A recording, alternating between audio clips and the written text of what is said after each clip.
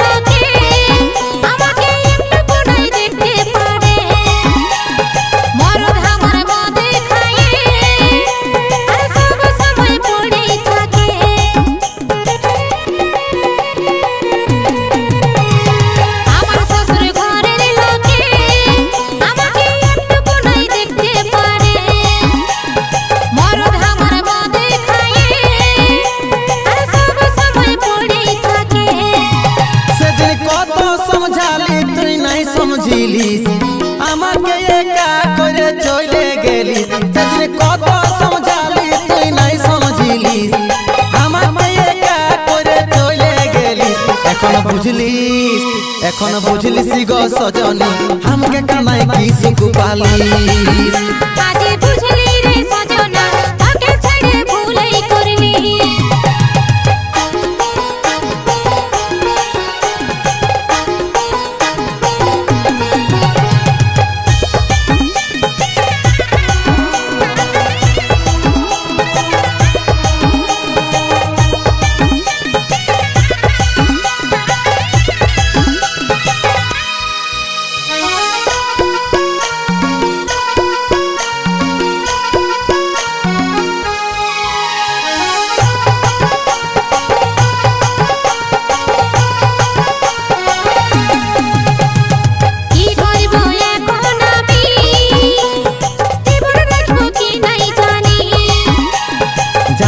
তুই দিবস দিবি আমি হব তোরে স্বামী।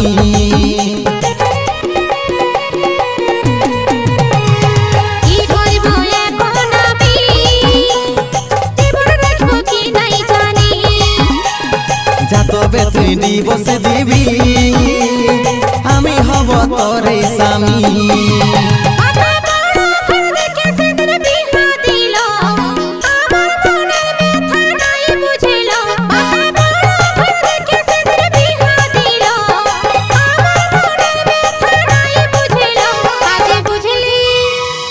बुझली रे सजना ताके छड़े भूले करली।